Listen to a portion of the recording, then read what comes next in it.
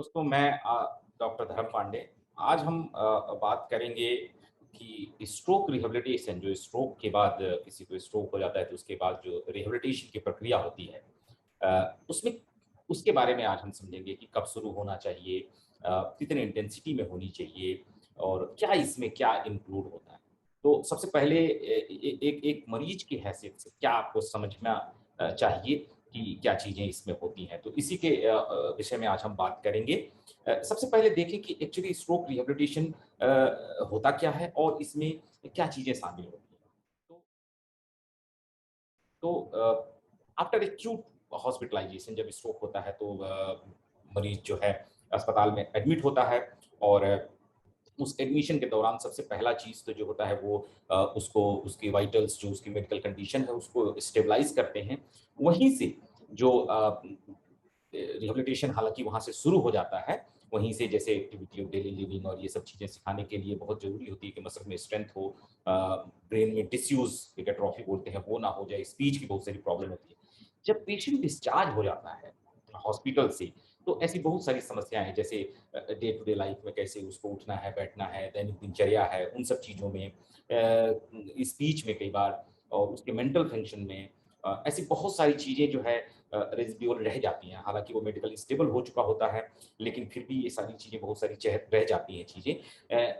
यहीं पे हमारा स्ट्रोक रिहैबिलिटेशन का जो है वो फ़ोकस होता है और इन पेशेंट्स के लिए रिहैबिलिटेशन एक स्ट्रक्चर्ड रिहैबिलिटेशन, सही तरीके से प्रोग्राम किया हुआ रिहैबिलिटेशन जो है वो काफ़ी मददगार साबित होता है कि वो कैसे अपने डे टू डे लाइफ में दोबारा परफ़ॉर्म करें। तो बेसिकली इसका जो एम होता है वो फ़ोकस होता है कि डे टू डे लाइफ में कैसे वो अपने आप को परफ़ॉर्म कर पाएँ, उनकी स्पीच की। ब्रेन को एक बहुत ग्रेट पोटेंशियल है ब्रेन में, जिसको हम एक प्रक्रिया बोलते हैं, एक फेनोमेना बोलते हैं, न्यूरोप्लास्टिसिटी के फेनोमेना। ब्रेन के पास बहुत अच्छी एक पोटेंशियल है टू रिकवर और रीमैप द ब्रेन। ब्रेन में जो न्यूरॉन्स होते हैं, उनको जो बहुत सारे सोए न्यूरॉन्स होते हैं जो एक्टिवेटेड नहीं होते हैं, उनको एक्टिवेट करने की तो ऐसी बहुत सारी एक्सरसाइजेज और अप्रोचेस होते हैं, जैसे ऑक्यूपेशनल थेरेपी की, फिजियोथेरेपी की, स्पीच थेरेपी की, जिससे इन स्किल को दोबारा हम रीगेन करने की कोशिश करते हैं। तो अगर कहें कि क्या रिहैबिलिटेशन में इन्वॉल्व होता है, तो फिजियोथेरेपी की प्रक्रिया होती है, ऑक्यूपेशनल थेरेपी, स्पीच थेरेपी और समटाइम्स अगर मेंटल प्रॉब्लम्स भी, उसको कॉग्निटिव डिसफंक्शन भी होता है, तो कई बार जो है क्लिनिकल साइकोलॉजिस्ट, जो रिहैबिलिटेशन साइकोलॉजिस्ट होते हैं, उन लोगों की भी उसमें आवश्यकता पड़ती है, जो लोग इस चीज़ में करते हैं, जो उनके मेंटल फंक्शन को इम्प्रूव करने में मदद कर सकते हैं। नेक्स्ट चीज़ है वो, जो अक्सर ये क्वेश्चंस दिमाग में आता है कि एक्चुअली रिहैबिलिटेशन स्टार्ट कब होना चाहिए? कब से रिहैबिलिटेशन शुरू होना चाहिए? What should time, appropriate time rehabilitation should begin? तो इसको मैं ये कहना चाहूँगा कि rehabilitation after stroke, it should begin as soon as patient become medically stable और यूजुअली 48 आवर्स के अंदर रिहैबिलिटेशन जो स्टार्ट हो जाता है विद इन द हॉस्पिटल, चाहे वो आईसीयू में हो पेशेंट या फिर वार्ड में हो।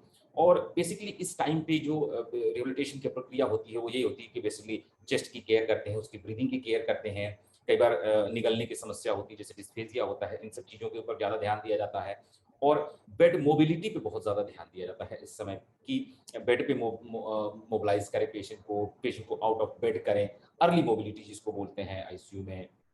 तो जिससे कि कोई डिसयूज़ ना होने पाए और मसल्स में जल्दी से जल्दी पेशेंट इन चीज़ों को सीखने की कोशिश करे कि कैसे उठ के बैठना है, कैसे बैठ के उठना है। इन चीज़ों का इनिशियल स्टेज में जो है हम ट्रेनिंग स्टार्ट कर देते हैं फ्रॉम द आईसीयू इटसेल्फ।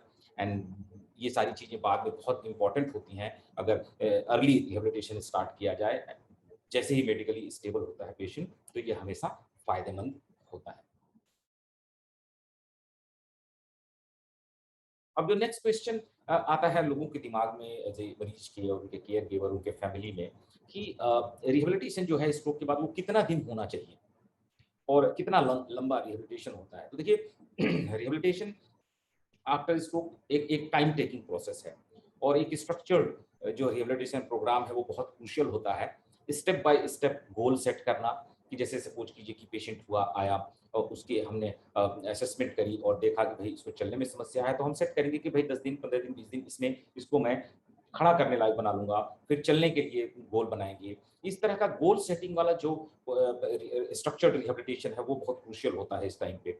और ऐसा अक्सर सुनने में देखते हैं पेशेंट भी और मरीज़ भी क्वेश्चन पूछते हैं, फैमिली वाले भी क्वेश्चन पूछते हैं कि ऐसा मैंने सुना है कि पहले 3 महीने, 4 महीने में स्ट्रोक बहुत अच्छे से उसका रिकवरी हो जाती है, उसके बाद मुश्किल होता है। येस हाँ, ऐसा उसके बाद होता ही नहीं, ऐसा अक्सर कहा जाता है, लेकिन ऐसा नहीं है।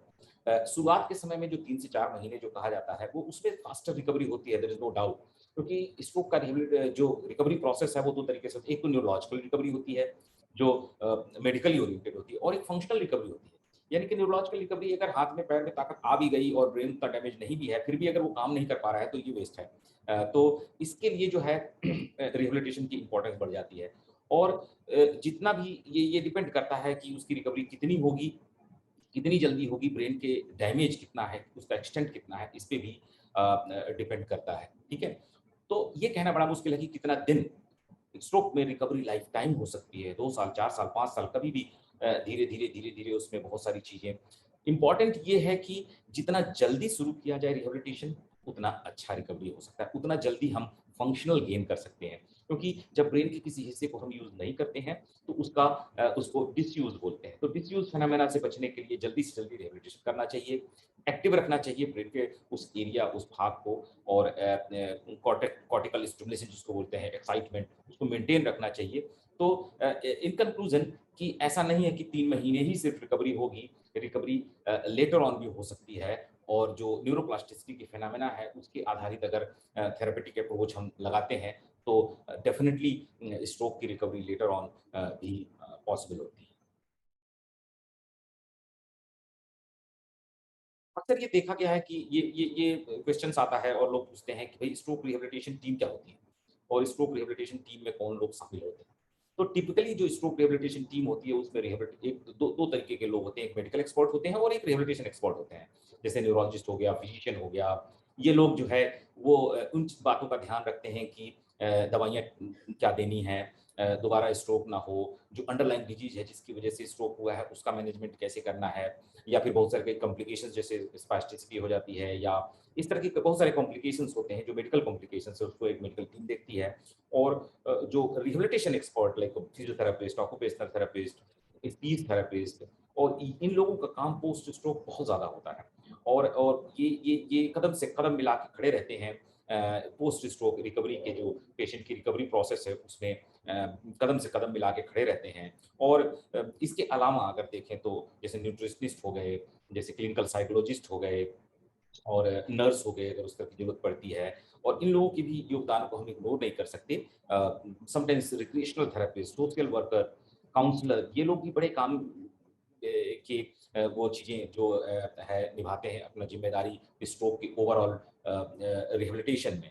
तो एक एक एक ऐसे कह सकते हैं कि एक मेडिकल एक्सपर्ट टीम, एक रिहैबिलिटेशन एक्सपर्ट टीम दोनों का बड़ा ही सामंजस्य करके एक मल्टीडिसिप्लिनरी टीम होती है जो स्ट्रोक के लिए जो है अच्छे से उसका प्लान कर सकती है, उसकी नीड के बेसिस पे उसको क्या प्रॉब्लम्स आ रही हैं, इन सारी चीज़ों को देखते हुए एक प्रोग्राम बना के जो है एक उनको डिलीवर किया जाता है। सो स्ट्रोक रिहैबिलिटेशन टीम में जो है फिजिशियन हो सकता है, न्यूरोलॉजिस्ट हो सकता है जो ड्यूटी है, एक न्यूट्रिशनिस्ट हो सकता है, फिजियोथेरेपिस्ट हो सकता है, ऑक्यूपेशनल थेरेपिस्ट हो सकता है, स्पीच थेरेपिस्ट हो सकता है। ऐसा ज़रूरी नहीं कि सबकी ज़रूरत पड़ती है, बट अगर जिसकी जो ज़रूरत है, उसको हम इन्वॉल्व कर सकते हैं। सबसे इम्पोर्टेंट इश्यू है कि स्ट्रोक रिहैबिलिटेशन में और जो आउटकम जो पेशेंट की जो रिकवरी है, जितनी भी होती है, उसमें क्या-क्या ऐसे फैक्टर हैं जो इस आउटकम को अफ़ेक्ट करते हैं? तो सबसे पहला चीज़ तो जो है वो एक्सटेंट ऑफ ब्रेन डैमेज है। ब्रेन कितना डैमेज हो चुका है, ये एक बड़ा ही इम्पोर्टेंट एस्पेक्ट होता है। और ये कहते हैं कि टाइम लॉस्ट ब्रेन लॉस्ट। तो इसलिए हमेशा आपने देखा भी होगा कि जगह-जगह हम कहते हैं एक वर्ड वो यूज़ करते हैं फास्ट, ठीक है? वो क्या है कि एक्ट फास्ट। अगर आपको लगता है कि स्ट्रोक किसी को है, तो जल्दी से जल्दी उसको जहाँ स्ट्रोक रेडी फैसिलिटी, अब स्ट्रोक रेडी फैसिलिटी का क्या मतलब है, जहाँ इमीडिएटली सीटी स्कैन, एमआरआई और इन सब चीज़ों का हो जाए, एक स्पेसिफिक प्रोटोकॉल होता है कि फटाफट उस चीज़ को करके और जल्दी से जल्दी इंटरवेंशन ट्रीटमेंट स्टार्ट हो जाए, जिससे कि कम से कम ब्रेन डैमेज हो स्ट्रोक के बाद। तो जितना जल्दी हो सके अगर किसी को स्ट्रोक है, तो स्ट्रोक रेडी फैसिलिटी हॉस्पिटल में ले जाना चाहिए, ताकि ब्रेन की कम ज़्यादा से ज़्यादा हिस्सा बचाया जा सके। पहला चीज़ तो ये हो गया कि एक्सटेंट ऑफ डैमेज कितनी है ब्रेन की, उस पे स्ट्रोक की आउटकम डिपेंड करेगा। दूसरा, स्ट्रोक का जो सर्वाइवर है, जो स्ट्रोक सर्वाइवर है, उसका अपने एटीट्यूड पे भी बहुत डिपेंड करता है इस चीज़ को, कि वो कितना मोटिवेटेड है उस चीज़ों में पार्टिसिपेट है। बिकॉज़ जो रिहैबिलिटेशन है वो एक यूनिडायरेक्शनल प्रोसेस नहीं है, कि कोई पैसिव ट्रीटमेंट नहीं है, बड़ा ही एक्टिव इंटरवेंशन होनी चाहिए उसमें, पैसिव नहीं होना चाहिए कि फिर आए, आप थेरेपिस्ट ने अपना सारा एक्सरसाइज कराया और आप चले गए। आप स्ट्रोक सर्वाइवर का एक्टिव पार्टिसिपेशन आउटकम को अफेक्ट कर सकता है। और इस डिफिकल्ट टाइम में ये बहुत इंपॉर्टेंट हो जाता है कि वो पेशेंट खुद इस प्रॉब्लम से कैसे कोप अप कर रहा है, इन डिफिकल्टीज से कैसे कोप अप कर रहा है और अपने आप को मोटिवेटेड रख रहा है। ये एक बहुत इंपॉर्टेंट फैक्टर है।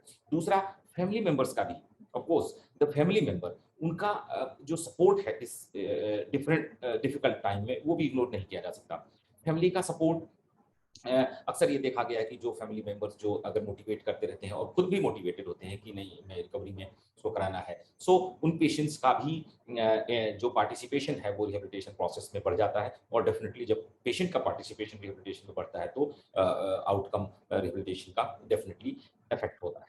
दूसरा, कितना जल्दी शुरू किया गया है स्ट्रोक का रिहेबिलिटेशन, इस पे करता है आउटकम डिपेंड, और कितनी इंटेंसिटी में की जा रही है। अब जैसे अक्सर देखा जाता है कि हम स्ट्रोक का पेशेंट जाता है, थेरेपी सेंटर में जाता है या घर पे स्ट्रोक का रिहेबिलिटेशन हो रहा होता है, और 1 डेढ़ घंटे की एक्सरसाइज होती है और उसके बाद वो 22 घंटे तक बेड पे पड़ा होता है। ये भी इफ़ेक्ट कर सकता है। तो पेशेंट को बार-बार होना चाहिए, फ्रीक्वेंसी उसकी अच्छी होनी चाहिए।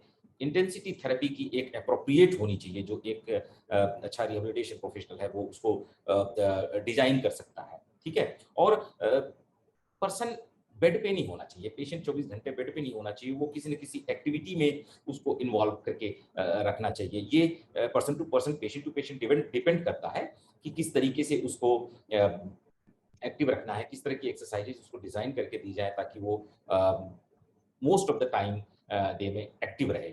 और फैमिली मेंबर, पेशेंट जो है, अगर एक साथ मिल के डॉक्टर्स, नर्स, रिहैबिलिटेशन स्पेशलिस्ट के साथ मिलकर काम करते हैं, सो वो भी डिपेंड करता है कि आउटकम पे बहुत असर डालता है। तो एक्सटेंट ऑफ डैमेज ब्रेन का कितना हुआ है, पेशेंट का कितना पार्टिसिपेशन है और एक्टिव पार्टिसिपेशन कितना है, जो फैमिली मेंबर है उनका कितना सपोर्ट मिल रहा है सर्वाइवर को, और साथ में एक कितना अच्छा स्ट्रक्चर्ड रिहैबिलिटेशन प्रोग्राम उसको डिलीवर हो रहा है, कितनी उसकी डे टू डे एक्टिविटी हो रही है, इस पे बहुत ज़्यादा डिपेंड करता है स्ट्रोक के आउटकम जो है स्ट्रोक रिहैबिलिटेशन।